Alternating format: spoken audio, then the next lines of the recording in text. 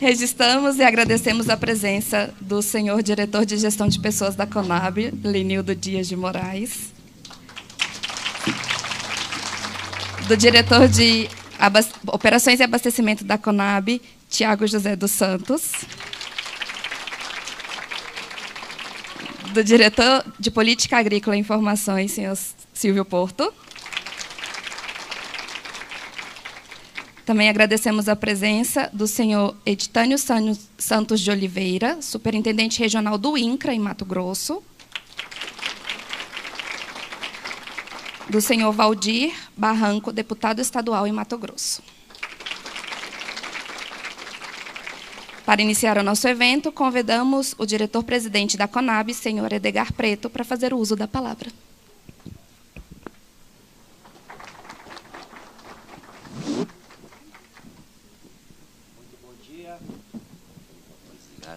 Bom dia a todas, especialmente as mulheres aqui da Conab, extensivo também aos homens, que não são muitos que estão aqui, mas sempre importante a presença masculina nesses momentos, quando a gente fala das mulheres. E por isso nosso palco aqui tão representativo. Eu quero agradecer e acolher aqui com muito carinho a ministra Fernanda Machiavelli, que é do nosso Desenvolvimento Agrário e Agricultura Familiar, substituindo o ministro Paulo Teixeira, que já está em viagem internacional. Eu também vou hoje à noite encontrá-lo. Mas a Fernanda, além da representação de secretário executivo e agora como ministra, é uma grande parceira nossa, tem levado os nossos pleitos, ajudado nós a levar os pleitos da Conab até a Casa Civil, aos ministérios, representando o nosso Ministério Supervisor. Então, seja bem-vinda aqui, Fernanda. Mais uma vez na Conab, nós te acolhemos sempre com muito carinho. A nossa ministra Cida Gonçalves, ministra das Mulheres do Governo Federal, do presidente Lula, também companheira e amiga dessa jornada de alguns anos, desde o governo da presidenta Dilma, quando nós iniciamos a caminhada, eu lá como deputado estadual e a Cida como membro do Ministério das Mulheres, e agora, para a alegria de todos nós, a nossa ministra. Querida Rosa Neide, nossa diretora, que foi a grande responsável também para a organização deste evento, junto com nós na presidência. Rosa Neide é a única mulher dos diretores, nossa diretora. Está aqui o Lenildo Moraes, Tiago Santos, Silvio Porto. E nós somos, com muito orgulho, liderados também pela Rosa Neide, com a sua capacidade de tantos espaços importantes que a Rosa Neide ocupou, como secretária de Estado, como deputada federal, e agora como nossa diretora administrativa e financeira da Companhia Nacional de Abastecimento. Saudação a todas vocês, a todos. Ministras, esse nosso evento está sendo transmitido para todas as superintendências da Conab do Brasil, que são 27, que estão ligados conosco, então também nossa saudação a quem está nos acompanhando de forma online. Toda a Conab, neste momento, está mobilizada para saudar especialmente as mulheres, reconhecer toda a caminhada que vocês fazem. As mulheres já lutam organizadas em nosso Brasil, acho que já há mais de 100 anos, para conquistar os seus direitos, para serem reconhecidas, nem mais e nem menos, a luta é por direitos iguais, e é também uma bandeira aqui da Conab. Não é por acaso que o principal programa que a Conab executa, que é o PA, o Programa de Aquisição de Alimentos, nós colocamos como prioridade a participação das mulheres. Os projetos que foi ofertado comida para o PA, se não tiver 50% de participação das mulheres, o sistema da Conab nem analisa essas ofertas de alimentos.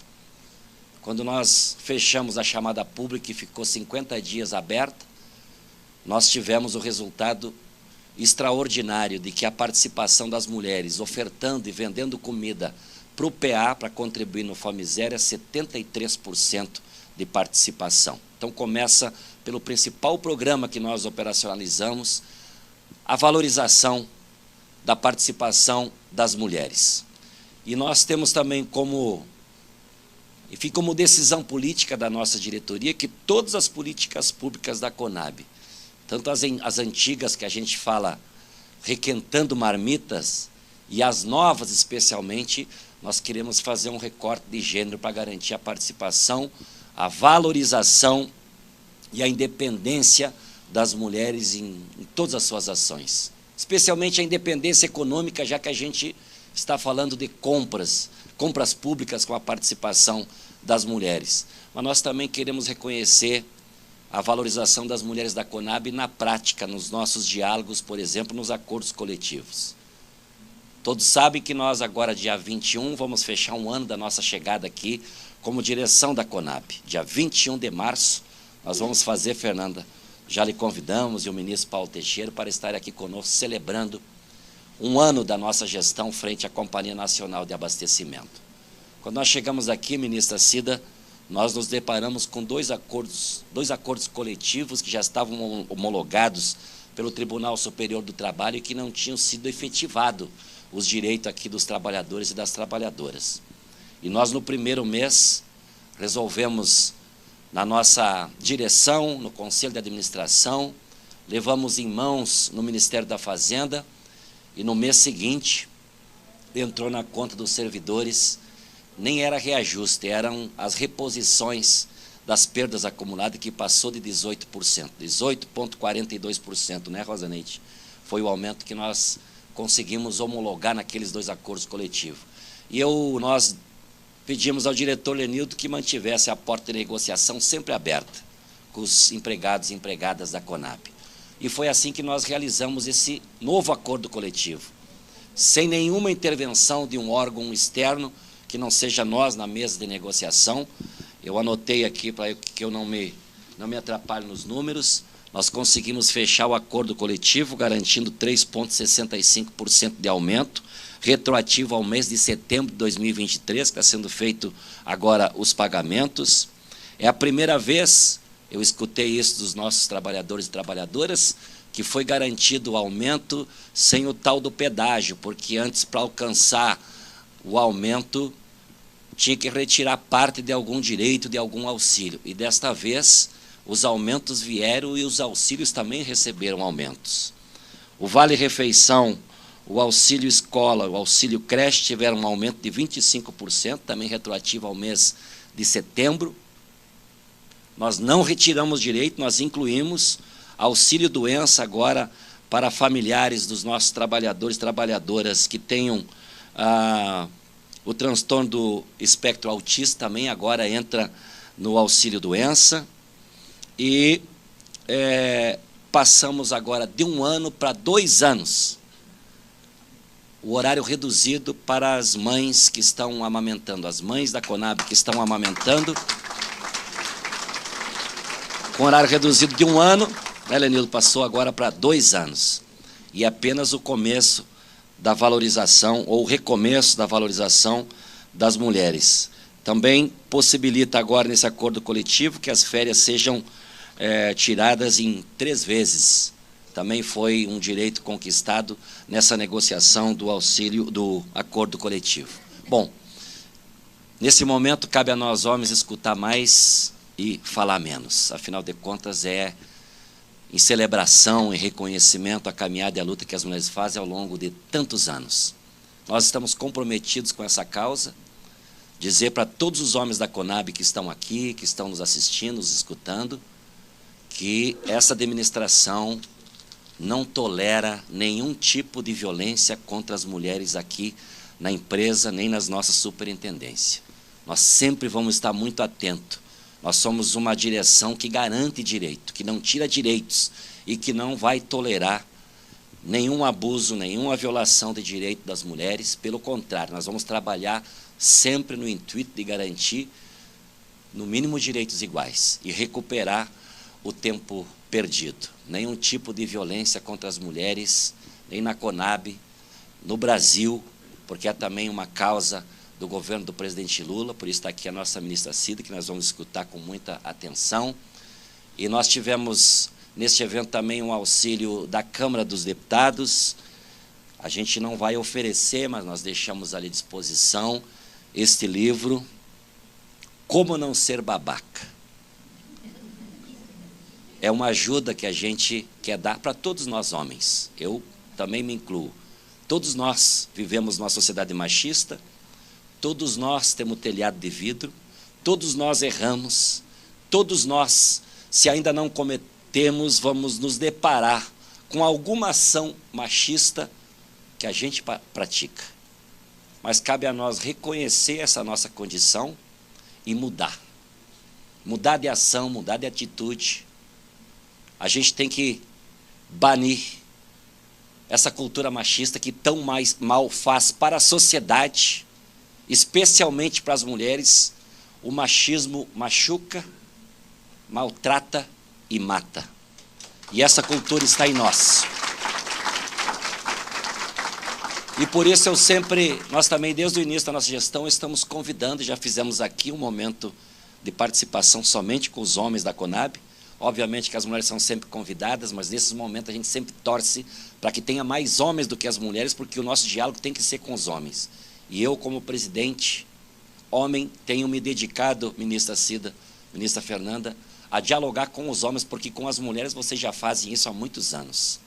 Não cabe aos homens conversar com as mulheres sobre o machismo, sobre desigualdade. Nós temos que conversar com os homens, porque se há machismo, se há violência contra as mulheres, é praticada pelos homens.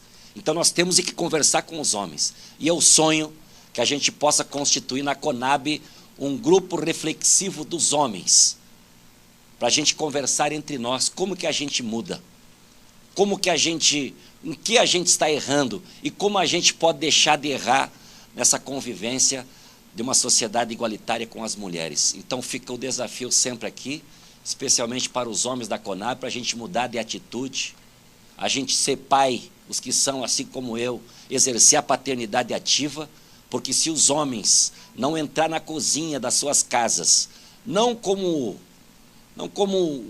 áreas de ajudante, mas de divisão das tarefas na cozinha, no lar e com os filhos, acaba ficando somente para as mulheres. E se a maternidade, se o cuidado com a família, com a casa, ficar só com as mulheres, é muito mais difícil as mulheres, depois de ter o filho, a filha, voltar para o mercado de trabalho e conquistar também o seu espaço. Então, os direitos das mulheres serão garantidos e afirmados com a participação dos homens. E, para finalizar, o machismo, além de tanto mal que causa às mulheres, também causa mal aos homens. Se os homens continuam achando que são super-homens, que homem não chora, que homem não fraqueja, que homem tem que ser um super-homem, nós vamos continuar adoecendo mais do que as mulheres, morrendo mais cedo do que as mulheres, o trânsito vai continuar matando mais homens, as relações no trabalho vai acontecer mais morte que os homens, porque eles acham que não precisam usar equipamentos de proteção, porque são super-homens. Tudo isso faz parte da cultura machista, que a gente luta para diminuir e comemorar um dia o fim do machismo entre nós, homens. Então, estejamos todos convidados a nós refletirmos e agirmos cotidianamente aqui na Conab e no dia a dia com os nossos familiares, com as nossas mulheres, com as mulheres do nosso convívio.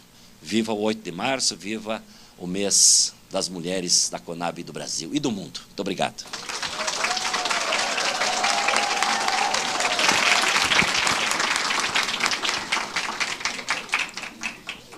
Com a palavra, a diretora executiva, administrativa, financeira e de fiscalização da Conab, senhora Rosa Neide. Bom dia a todas, bom dia a todos. Muito feliz aqui, muito bem representada aqui com as companheiras, a ministra Cida e a ministra Fernanda. E dizer a todas aqui da Conab que eu me sinto assim, que eu sinto muito orgulhosa de estar fazendo parte dessa gestão, junto com 4 diretores, né, o companheiro Lenildo, o companheiro Silvio, o companheiro Tiago e o nosso presidente Edgar, que são parceiros e são aliados das nossas causas. Acho que a coisa mais triste é a gente não ter aliados. E eu sempre digo, e minha vida me ensinou muito, que a gente tem que ter os homens aliados do nosso lado. A gente não se liberta sozinha, porque nós temos pai, nós temos irmãos, nós temos os familiares, e quando a gente convive, enquanto mulher, com pessoas libertas, esses são os nossos aliados, e a gente pode avançar mais nas conquistas que as mulheres, ao longo de nossa história, vêm conquistando. Quando a gente olha a história política da mulher no Brasil, e a gente vê que em 525 se elegeu a primeira Câmara de Vereadores do Brasil, em São Vicente, hoje Estado de São Paulo, e a gente vê que as mulheres não podiam nem se aproximar daquela discussão, quanto mais tomar parte, tomar assento. E a gente vê que só em 30 do século passado a mulher teve oficialmente o direito a votar. E a gente olha o parlamento brasileiro, o máximo que nós chegamos foi 15% de representação, e eu sempre olho lá na Câmara dos Deputados, tem uma parede onde estão as fotos das mulheres que foram parlamentares e que são parlamentares. Então, a gente está numa parede, dá 290 mulheres. Eu não sei agora, atualizou com essa nova legislatura. E os homens não têm paredes na Câmara para colocar as fotos, porque são mais de 10 mil. Então, não daria para estar as fotos dos homens, o número de homens que tem. Né? Lembro, eu acho que eu já falei isso aqui, a deputada Benedita, que esteve conosco no ano passado, onde ela disse que, quando deputada na Câmara, na primeira legislatura, ela não tinha banheiro para usar, porque ao redor do auditório, dos auditórios maiores, tinha só banheiros masculinos, e quando era questionado, dizia, não, vai lá em cima, para quê? Porque não tem deputado, só tem um pouquinho, então vocês podem andar aqui, tem mais homens, né? E outro dia, numa discussão aqui na Câmara, aqui na Conab, 2024, a gente discutindo, nós temos a maior unidade armazenadora do país, da Conab, que é em Ponta Grossa, no Paraná. E, nesse ambiente, está aqui o diretor Tiago e o presidente Edgar, que já tomou todas as providências agora, nós temos muitas caminhoneiras que dirigem os caminhões carregados e chegam lá em Ponta Grossa para entregar os grãos. E não tem banheiro para as caminhoneiras na nossa unidade, só tem banheiros masculinos. Aí separa um lá e alguém fica olhando para as caminhoneiras poderem tomar banho, porque elas vão passar a noite, às vezes, lá estacionado para entregar o produto no outro dia. E ninguém pensou que teriam caminhões que mulheres dirigissem, que parassem, que tivesse o ambiente para a mulher, que elas pudessem ocupar um banheiro, né?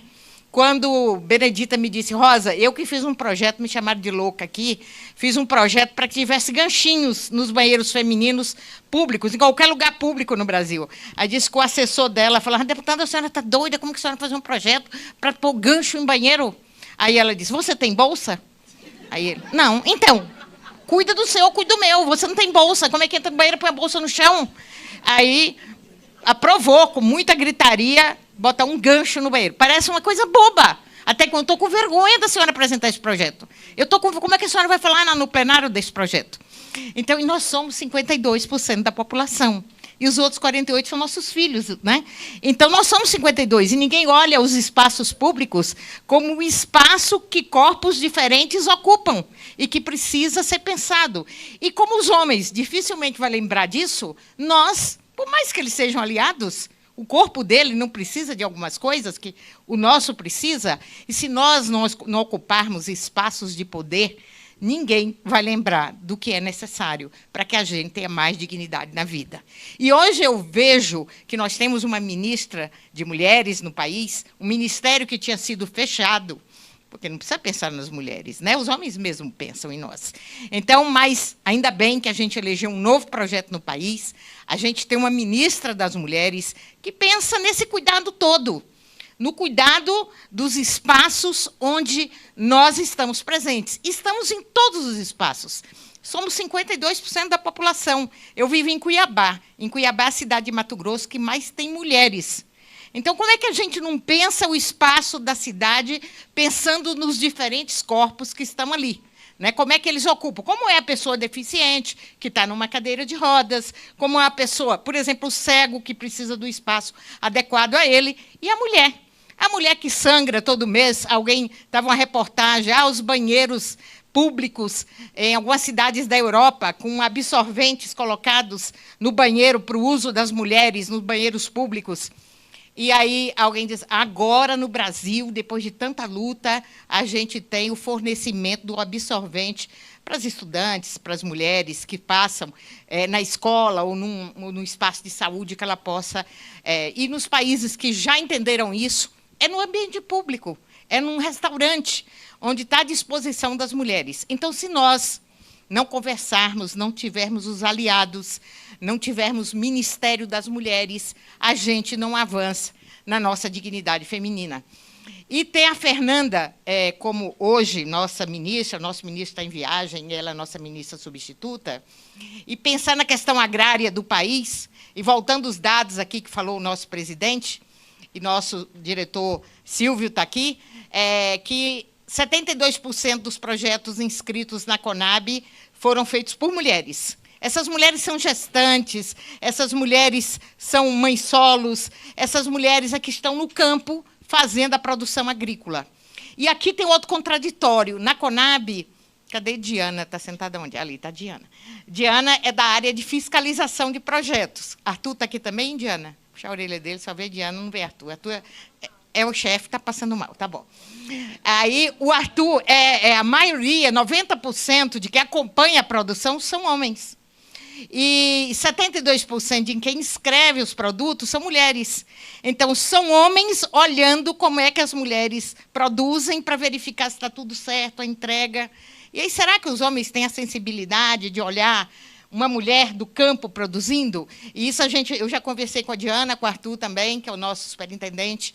Vamos fazer uma reunião virtual grande, com mais de 150 fiscais, essas pessoas que acompanham, que são especialmente homens, para conversar um pouco sobre isso, né? Como eu chegar numa agricultora que está gestante e ela vai entregar o produto para a Conab? Como é que é essa relação? Como é que é essa conversa?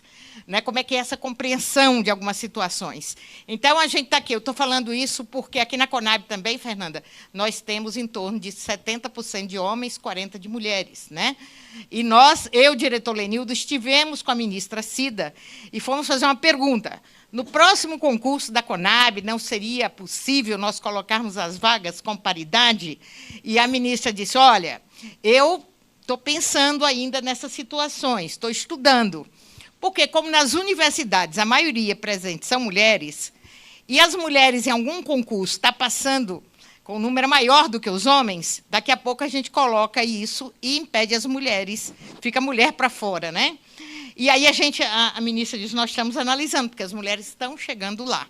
Então, são situações que a gente vai evoluindo no Brasil. E aqui na Conab, com esse grupo que hoje faz a gestão da Conab, com as mulheres que ainda sofrem situações aqui dentro que a gente vê. Às vezes é a pronúncia do nosso colega de trabalho que, às vezes, ele acha que é uma brincadeira. Ele está falando brincando, né? Ah, olha ali, fulano parece uma bruaca. Então, assim, que brincadeira, né? A gente faz os homens conosco, né? Aí eu vejo assim, Rosa, você vai ali, você passou batom? E aí eu não quero passar batom. Eu peço para os homens passar o batom e outra coisa, cuidar. Então, parece que a mulher é olhada, vigiada. Não que não seja um carinho, às vezes, da colega dizer, passa um batom, né? Porque tem gente que fica esquecendo até do batom. Mas, é assim, nós somos minuciosamente olhadas. E, às vezes, a gente trabalha, e quem trabalha ao nosso lado sabe o quanto as mulheres trabalham. Então, gente, encerrando, dizer da gratidão de estar aqui na Conab, de ser recebida pelos homens e pelas mulheres que atuam aqui, dizer que as mulheres são bem empoderadas e que algumas colegas aqui, quando acham que alguma coisa não está bem, fala, que essa é a nossa dificuldade, muitas vezes fica calada para sobreviver, né? E a gente fala. Convivi como deputada com as policiais de Mato Grosso, e elas diziam a mesma coisa. Ah, já amarrei por muito tempo o meu seio para colocar uma farda larga, prendia muito o meu cabelo, não passava batom, não colocava brinco, nada, para alguém não identificar logo que eu era mulher, para me respeitar, tanto quanto os homens são respeitados. Então, nesse ambiente, ainda é muito assim. Mas no nosso, quantas vezes aqui eu vejo os homens elogiando o trabalho das mulheres, aquela camaradagem, e precisa alguma coisinha ainda para azeitar melhor a relação, mas a gente avançou muito. E bem-vindas as mulheres nos espaços de poder. E muita gratidão a essas duas mulheres que estão aqui, que nos representam muito, enquanto mulheres que ocupam os espaços de poder e ajudam outras mulheres a vir para o mesmo espaço. Muito obrigada e parabéns a todos nós e a todas nós.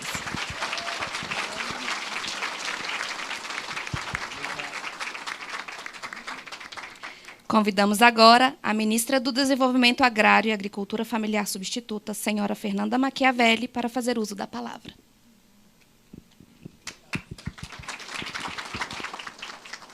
Bom dia para todas, bom dia para todos. Quero saudar a mesa, quero saudar a ministra Cida, que é a nossa líder de todas nós mulheres que estamos na administração pública, na luta por mais igualdade, por mais direitos.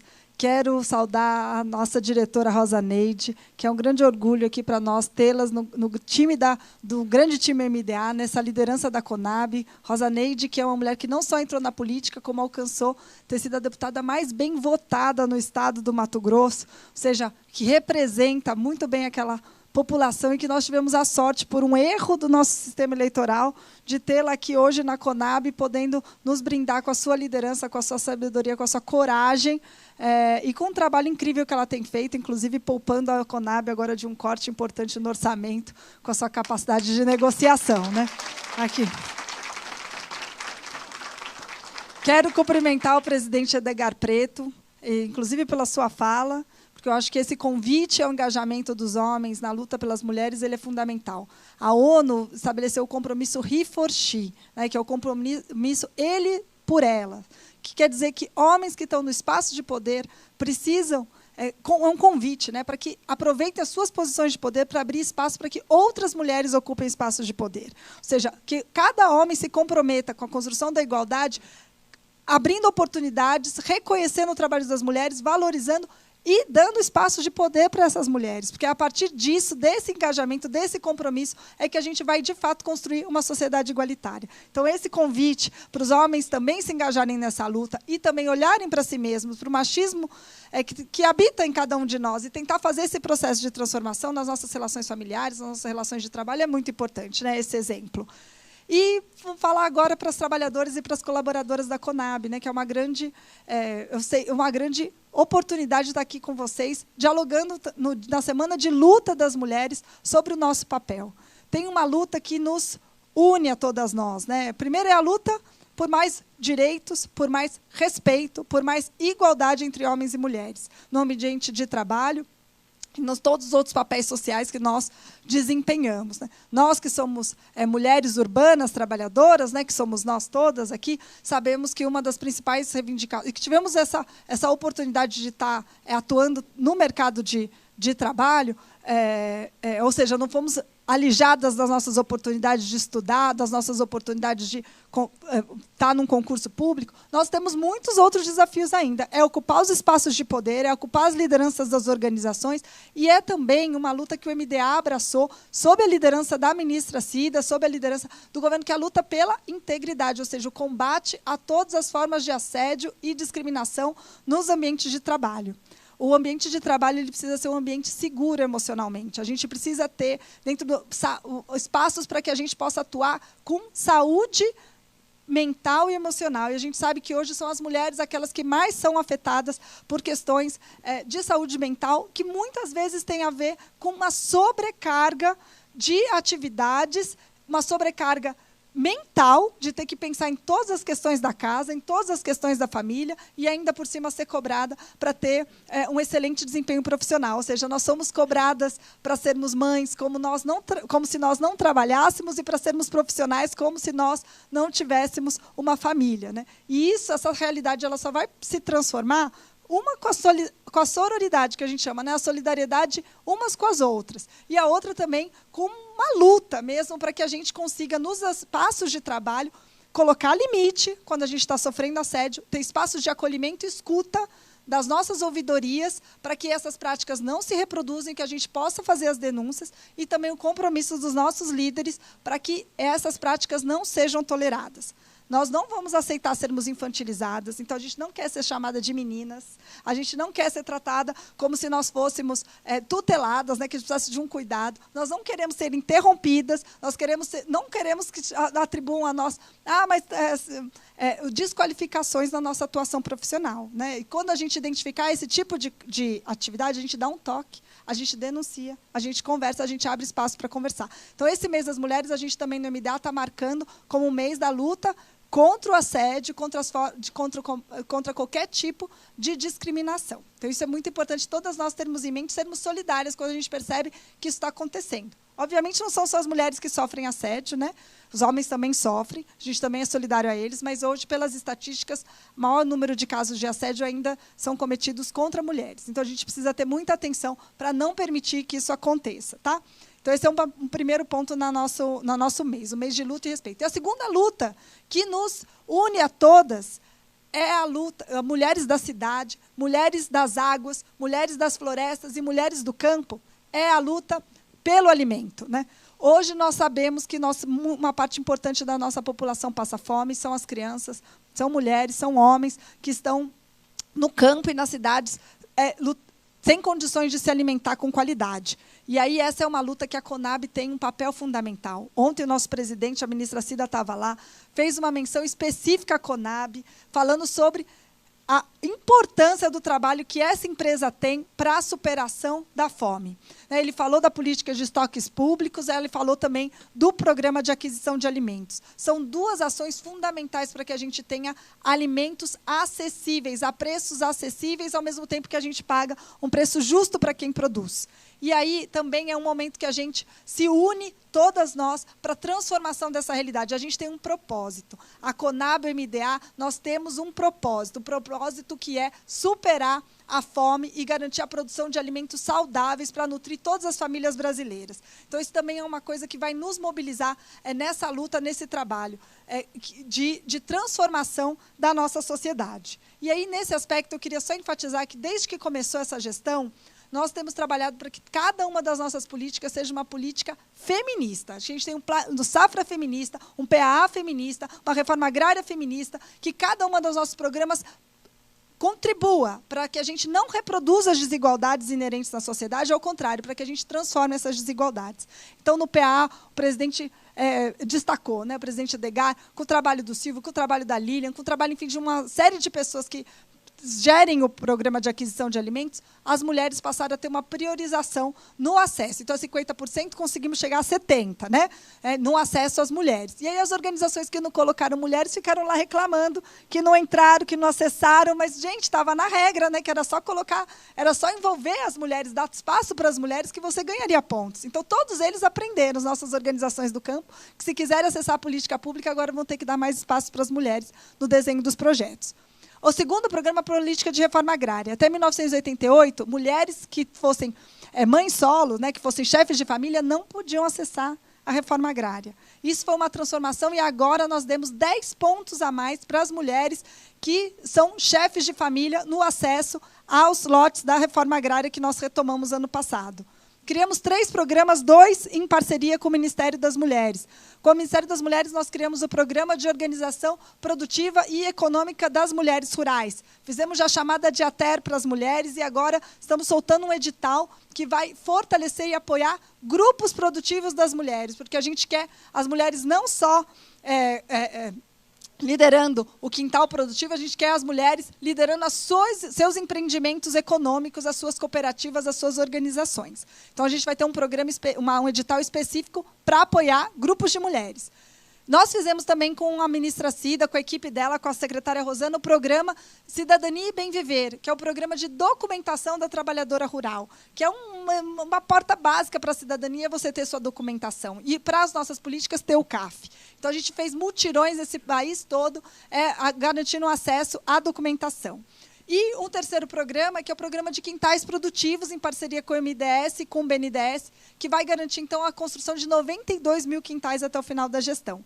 Por fim, a gente ainda teve o PRONAF. O PRONAF, que era um programa de crédito, em que o marido acessava, pegava todo o crédito da família e a mulher não conseguia ter o seu projeto produtivo, hoje a gente separou. A mulher tem o seu crédito, o marido tem o seu crédito. Ela vai poder ter o seu projeto produtivo. Aumentamos o PRONAF-B, que é o PRONAF, embora a gente tenha o PRONAF Mulher, o PRONAF que as mulheres acessam de fato é o PRONAF-B, que é o microcrédito. E aí a gente conseguiu aumentar de 6 mil para 12 mil o crédito das mulheres e para 10 mil o crédito dos homens. Com isso, com essa separação, a gente aumentou em mais de 30% o número de contratos em geral do Pronaf-B, e esses 30%, para nossa surpresa, quando a gente foi ver, são as mulheres que passaram a acessar. Então, a gente conseguiu, com essa mudança das regras, aumentar e muito o percentual de mulheres que hoje estão tendo um projeto produtivo no campo. Então, são algumas ações, e eu queria que cada uma de nós, quando a gente estiver agindo no nosso trabalho, pensemos como que a gente vai fazer, qual que é a minha contribuição aqui para a gente não reproduzir desigualdades nas políticas públicas, no trabalho da nossa organização, para que a gente, de fato, transforme a vida dessas mulheres rurais que estão contando com a nossa ação, com a nossa militância, cada uma aqui, para que a gente tenha mais igualdade no campo. E, por fim, que nós aqui também construamos ambientes de trabalho saudáveis, igualitários, produtivos, em que todas nós possamos desenvolver todo o nosso potencial. Então, viva a luta das mulheres, viva esse 8 de março, viva o governo Lula, que tem permitido que as mulheres avancem e consigam, de fato, ocupar suas posições na sociedade, no trabalho, conciliando com suas várias jornadas de vida. Obrigada.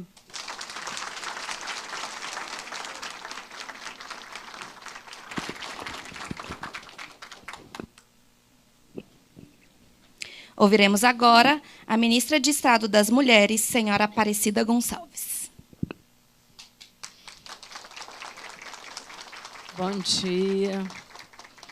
Eu quero primeiro agradecer o convite e a insistência. Porque vocês não sabem o malabarismo que a gente fez para me estar aqui. Eu cheguei aqui e vocês viram que eu pedi um cafezinho. Porque desde as 6 horas me botaram na rua, Fernanda, você quer um cafezinho? Eu falei, pelo amor de Deus, um café que minha cabeça vai doer, porque eu sou viciada em café. Então, agradecer o convite, cumprimentar a nossa ministra, Fernanda Melcon, a nossa parceria. O presidente Edgar, eu acho que a nossa jornada vem de anos, o seu compromisso com as mulheres também. Eu sou testemunha viva, né? Desde a bancada lá do Rio Grande do Sul, fazendo a campanha dos homens pelo fim da violência contra as mulheres no Rio Grande do Sul, tentando colocar a nível nacional, sendo embaixador fora do Brasil, na ONU, por essa campanha. E a sua fala aqui mostrou o compromisso que você tem com as mulheres, que eu acho que é tão importante e estratégico. E falar da minha companheira, né, Rosa Neide, que, para mim, sempre foi uma grande deputada da nossa região, né? Ela é de Mato Grosso, eu de Mato Grosso do Sul,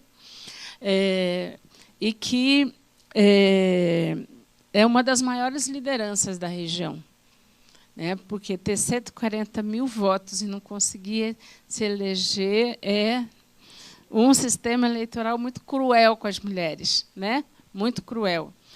Mas eu acho que a capacidade técnica e política da Rosa aqui é muito importante nesse momento, nesse projeto político que nós estamos implementando no país. Então, seja bem-vinda ao nosso executivo, né, para que a gente possa construir um país democrático e igualitário para as mulheres, né?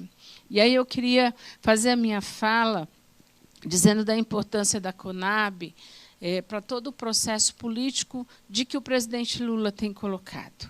Ele tem colocado algumas metas. E, de fato, ontem, lá, na questão do Conselho, na reunião do Conselho, ele colocou: o Fome Zero é a prioridade 00000. E a fome, ela tem cara, gente. Eu sempre tenho dito isso. A fome na são 33 milhões de pessoas passando fome, é verdade. Mas quando você fala que são 33 milhões de pessoas, você não diz quem são as pessoas. Mais de 80% são mulheres. Dessas mulheres, 60% são mulheres negras. E quase 50% são mães solos que criam seus filhos sozinhas. Portanto, a fome tem essa cara. Essa a cara de quem nós queremos incluir no Brasil, de quem nós queremos garantir comida. O presidente, comida 3 vezes por dia. Ele não vai sossegar enquanto não tiver café, almoço e janta para toda a população brasileira. Então, acho que isso é uma questão importante e a Conab tem um papel estratégico nisso. Ontem ele falou. Então, assim, e quando a gente fala Conab, eu sempre falo na questão do enfrentamento à violência, não vou fazer isso aqui, no enfrentamento à violência, que a gente fala o Estado, né? Não sei o quê. Não, o Estado não é o prédio. Não é o cimento que foi construído, não é a cadeira, não é o computador. O Estado brasileiro somos nós, os funcionários públicos que estamos aqui. Então, a forma com que nós movimentamos esse Estado, o olhar que nós damos para ele, a característica que nós damos, inclui ou exclui. Quando as mulheres falam, eu fui lá, mas ninguém fez nada, não foi a prefeitura, não foi a Conab, não foi o presidente Lula, foram os funcionários, fomos nós.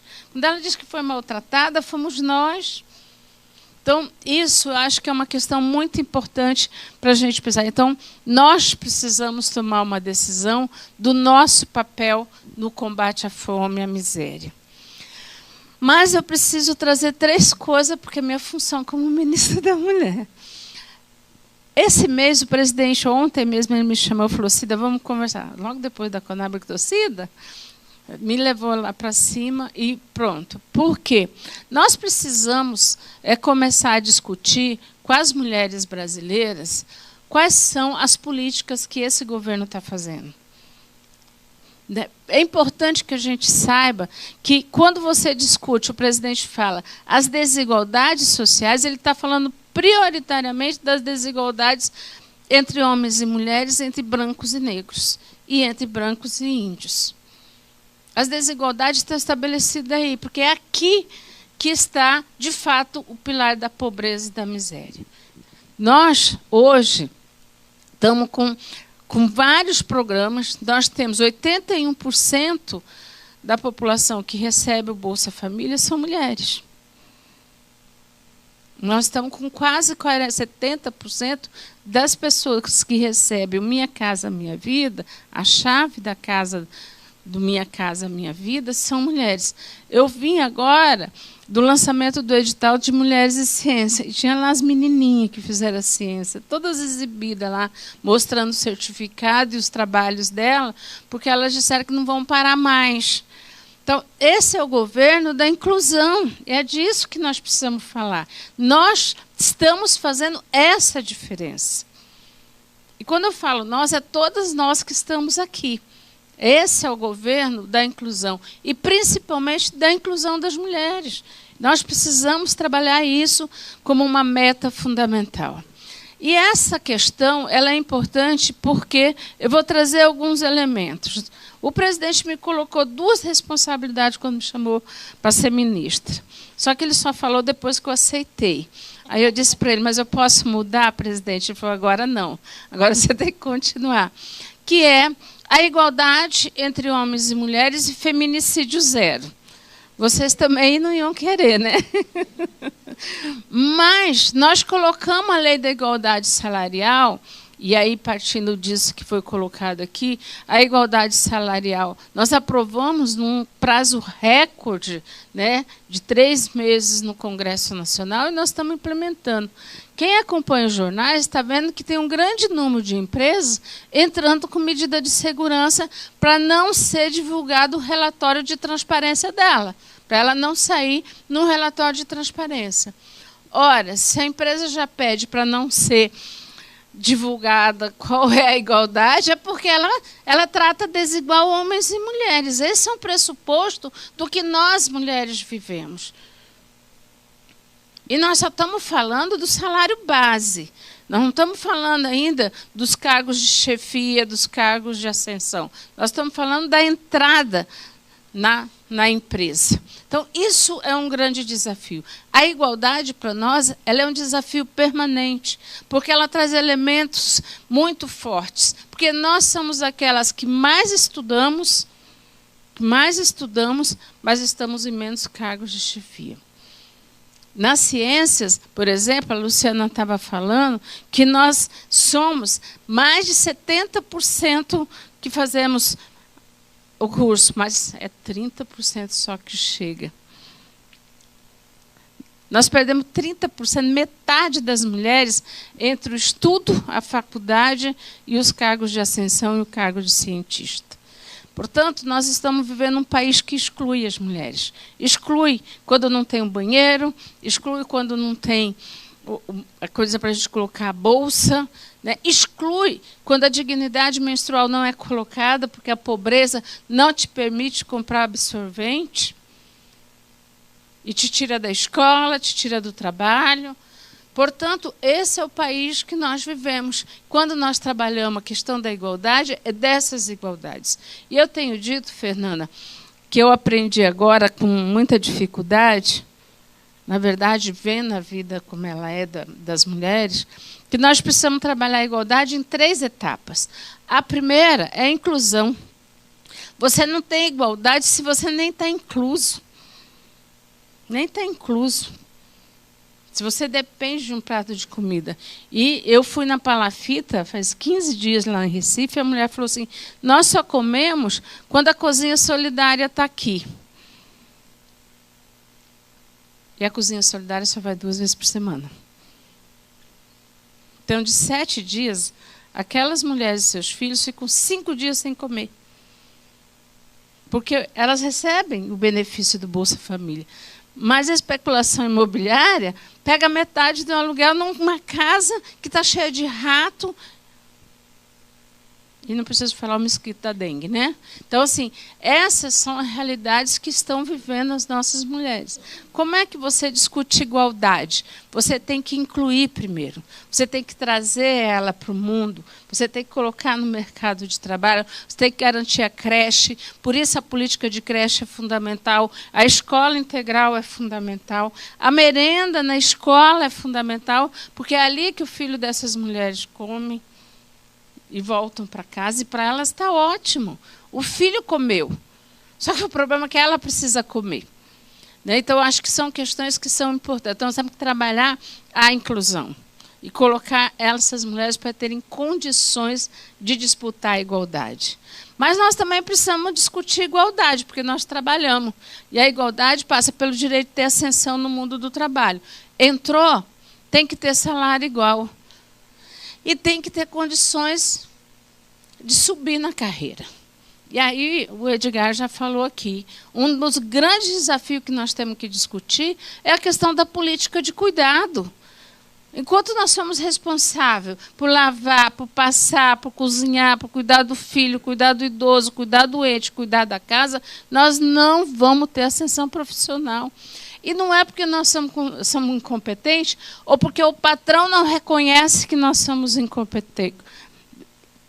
A nossa competência. O chefe até convida.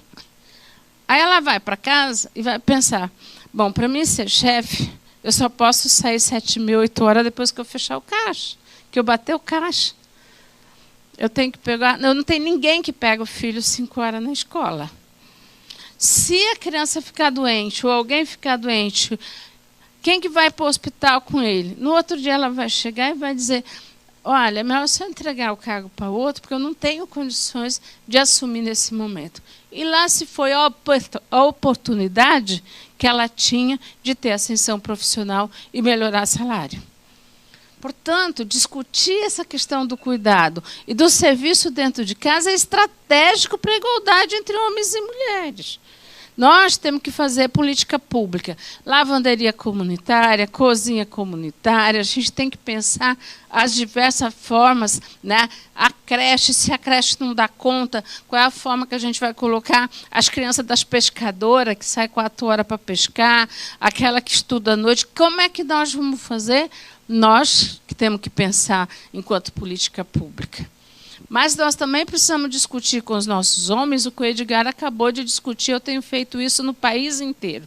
Nós precisamos que os homens, nós fomos para o mundo do trabalho, venha para dentro de casa e saiba como é bom dividir a tarefa dentro de casa. E é dividir, não é ajudar. E eu sempre faço uma brincadeira, vocês vão entender a brincadeira, que é, não é lavar um copo. Porque meus amigos, que se dizem feministas, eles dizem assim, não, eu até ajudo, eu lavo o meu copo, lavo o meu prato, tá, cara pálida? E a panela? Né? e a roupa, e o resto das coisas. Ou, não, eu ajudo, no domingo eu faço churrasco. Como é o churrasco do domingo? O cara acorda, vai no açougue, compra carne, compra cerveja, chega, bota o sal grosso, 10 horas, acende a churrasqueira, abre a cerveja e fica lá. Só que quem faz o arroz, a farinha, a salada... Aí o cara termina o churrasco, lá é assim, termina o churrasco, fala, o churrasco estava bom, né? E que churrasco? Eu tenho feito a seguinte proposta para os homens, para os nossos homens. Que tal acordar um pouquinho mais cedo, fazer o arroz, a farofa, a salada. Aí vai no açougue, compra carne, bota o sal na carne, 10 horas acende a churrasqueira, compra um pouquinho mais de cervejinha. 10 horas, chama a mulher, abre a cerveja, vão bater um papo e fazer um domingo um churrasco agradável. Não é? E depois de lavar a louça. Mas é muito importante a gente construir as novas relações. A mesma coisa da gente discutir a paternidade responsável. Lá no Congresso agora, elas querem discutir a paternidade. Na licença paternidade, que eu também sou a favor de que a gente aumente a licença paternidade. Mas não é para ter o aumento de licença paternidade e a mãe do cara vai lá cuidar do filho. É para ele ter uma relação com o filho. É para as relações serem estabelecidas. Porque a intuição entre homens e mulheres, ela se dá na relação afetiva. É no corpo, é no tempo de convivência que você tem. É se você dorme com o seu filho ou não, se você dá comida ou não. É você saber se a criança gosta disso ou gosta daquilo, se tem alergia disso ou daquilo. É isso que dá a intuição. Não é o fato de que nós somos mulheres e nascemos sensíveis com esse corpo, que não sei o quê. Não tem nada disso, a intuição é construída das relações afetivas entre as pessoas. Então, se é possível construir com a mãe, é possível construir com o pai. Então, nós precisamos rediscutir e reestruturar as relações sociais para que nós possamos avançar na discussão da igualdade. Para que nós possamos, de fato, chegar no que nós queremos como igualdade entre homens e mulheres. Porque só depois vem o terceiro debate, Fernanda, a equidade de gênero. Porque a gente quer igualdade, nós queremos equidade. E todo mundo aqui sabe a diferença de igualdade e equidade. Mas com tantas diferenças, nós não podemos começar da equidade. Nós precisamos começar de um patamar inicial, que é a igualdade. É por isso que esse ano, o grande desafio que nós temos no Ministério das Mulheres é discutir a questão da igualdade, é implantar a lei da igualdade salarial, é discutir a questão da inclusão das mulheres, é fazer um debate sobre a questão, no mínimo, dos direitos da divisão sexual do trabalho dentro de casa. Eu sei que isso nós não vamos conseguir fazer até final de 2026. Eu achei que ia demorar para mim convencer o Lula, porque o primeiro dia que eu falei para ele, ele falou, você não inventa coisa, Cida. No segundo dia, ele já ficou quieto.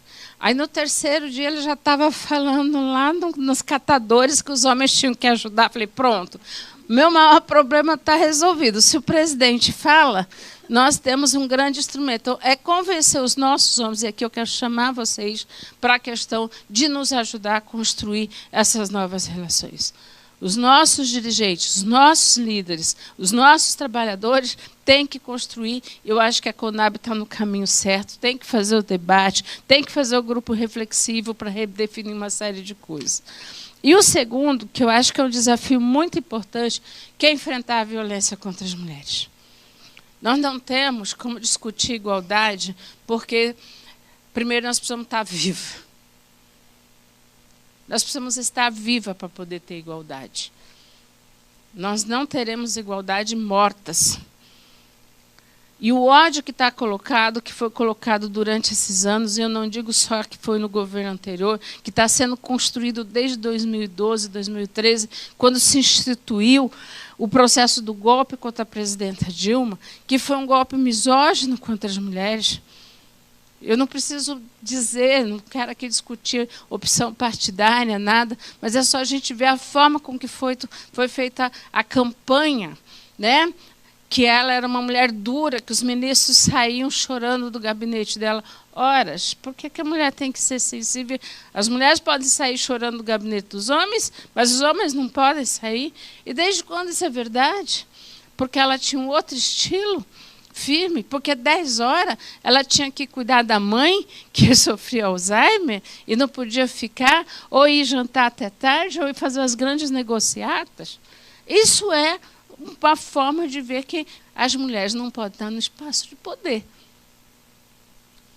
A mensagem dada ali foi isso. E, no final da campanha, aquele adesivo de se colocar nos carros. Quem aqui não viu? Brasília estava cheio. Onde você colocava ela com a perna aberta, bem aonde você ia colocar o combustível, na bomba de combustível do carro. Isso é um crime de misoginia, de ódio contra as mulheres. Foi isso que, nesses últimos anos, né, tem sido colocado permanentemente na cabeça das mulheres e da sociedade. E isso está se refletindo no número de assassinatos de mulheres. A gente fala, mas aumentou o feminicídio. O pessoal fala para mim, aumentou o feminicídio, ministra. Como que aumentou com tantos serviços? Aumentou porque o ódio foi autorizado, a raiva foi autorizada, a intolerância está colocada em todos os espaços. E isso vai para dentro de casa, gente. O que acontece na rua reflete dentro de casa. Reflete no espancamento, na violência, no xingamento e no assassinato.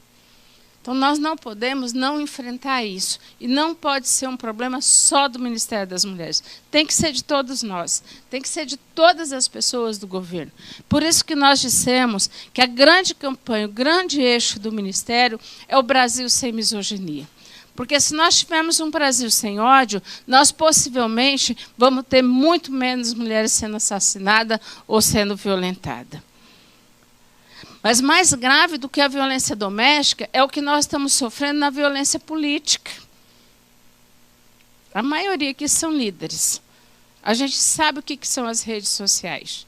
Nós sabemos o que as mulheres sofrem. A disputa política que se dá com os homens é que dizem, mas ele é corrupto. Não é isso? Não serve para governar ou é inexperiente. Para as mulheres, não. Ela é amante do fulano. Ela é incompetente. E na hora que vai desqualificar, desqualifica o corpo. É feia, é gorda, é não sei o quê, né?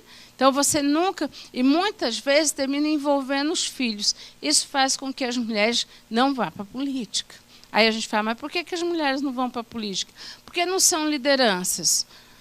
Porque elas não querem envolver as famílias nesse processo todo que está colocado. E aí...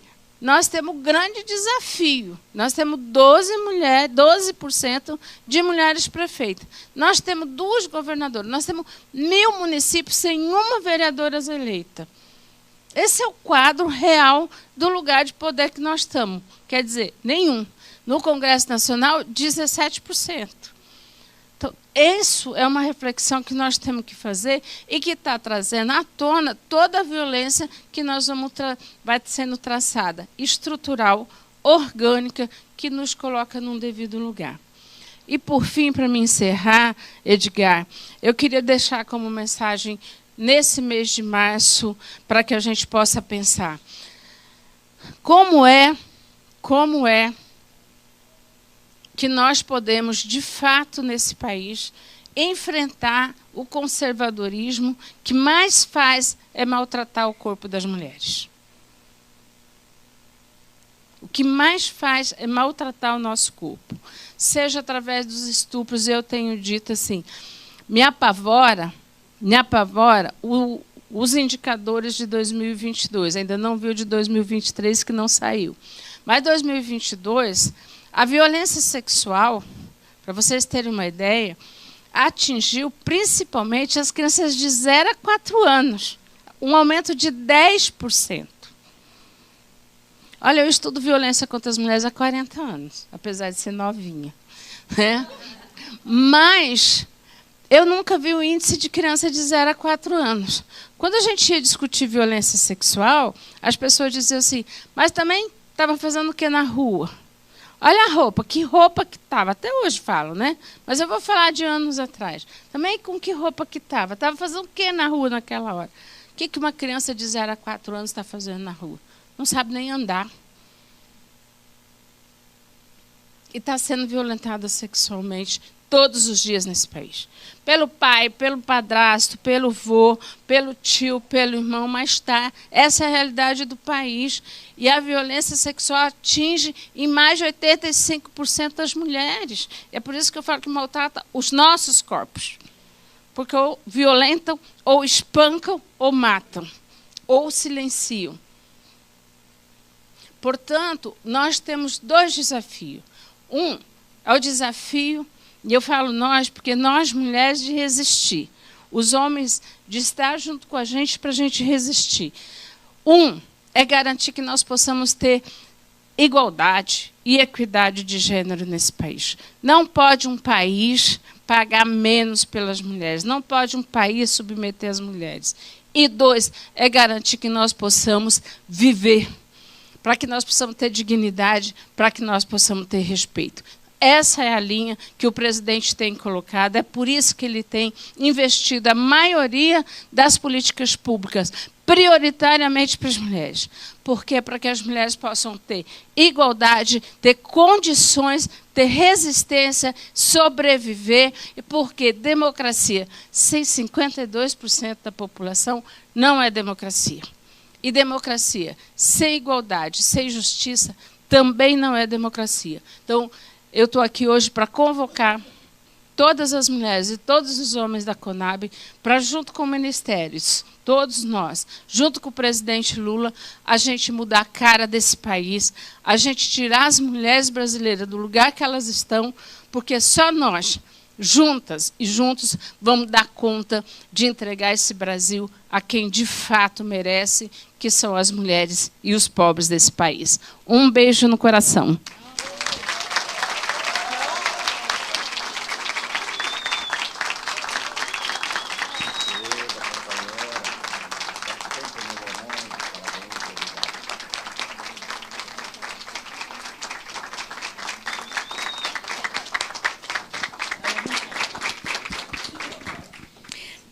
Obrigada. Agora, assistiremos o vídeo sugerido pela diretora Rosa Neide para refletirmos sobre o dia de hoje.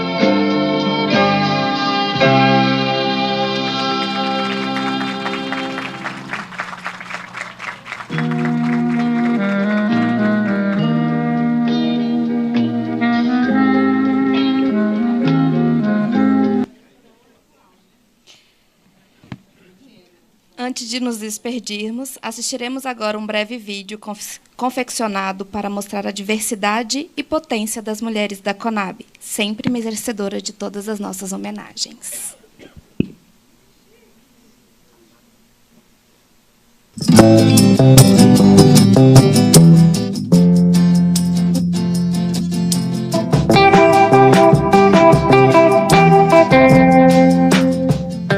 A força feminina na CONAB tem sido um elemento muito valioso no crescimento da empresa. É com a inteligência e sagacidade de nossas mulheres que muitos obstáculos são superados e tarefas que por vezes parecem impossíveis são cumpridas. É com a união das mulheres que o trabalho na CONAB fica mais leve para todos. Temos colegas que transformam o espaço de trabalho em um lar. Temos colegas que são as líderes e inspirações profissionais que precisamos em tempos difíceis. Somos muitas, fortes, amorosas, sérias, de riso fácil, gentis, firmes. A CONAB cresceu, cresce e crescerá tendo em nós um grande alicerce. Somos a maioria, somos grandes profissionais, somos diversas e devemos nos unir na construção de um país mais justo para nós mulheres. Obrigada, colegas. Nesse Dia da Mulher, lembrem-se que a CONAB também é feita por vocês. E como é bom que seja assim, pois mulher faz história.